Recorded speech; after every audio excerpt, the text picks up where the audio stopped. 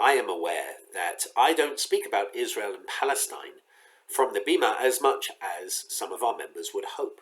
And one of the reasons for that is because of the complexity and nuance of the situation, which really can't be covered in an 8-minute sermon or a few-minute pre-Shabbat message. So it was important for me that we set up the Israel Committee, as we did a couple of years ago.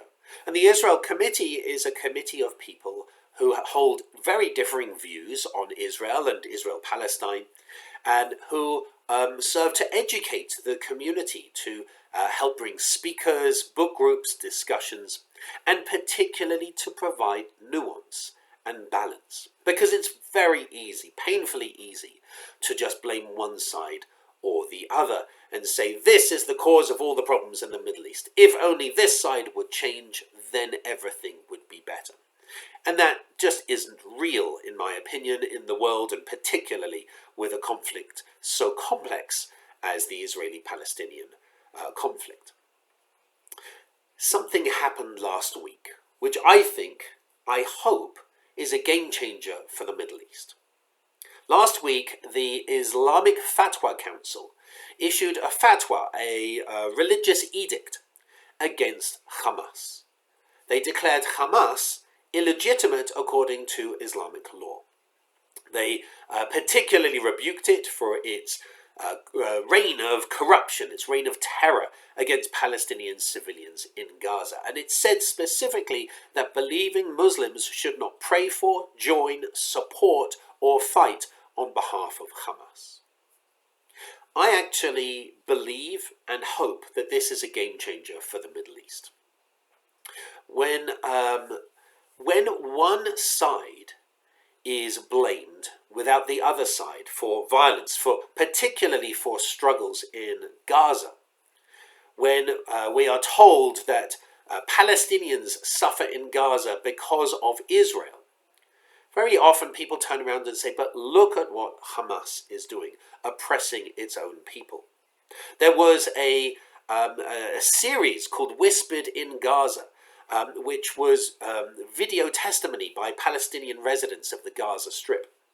And that was seen by millions of people across the Middle East who have suddenly come to realize that it's not just Israel bad, Palestinians good, but actually that Hamas in particular oppresses and is extraordinarily violent and oppressive to Palestinians in Gaza.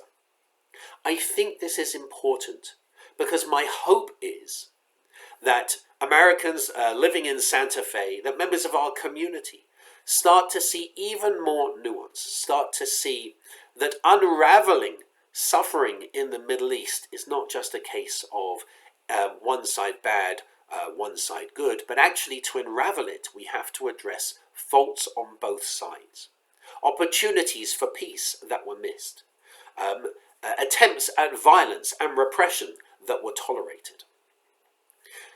This, hopefully, for me, is a game changer. It hopefully shows us that the way for peace has to be a mutual recognition of blame, of responsibility, and a mutual recognition of opportunity.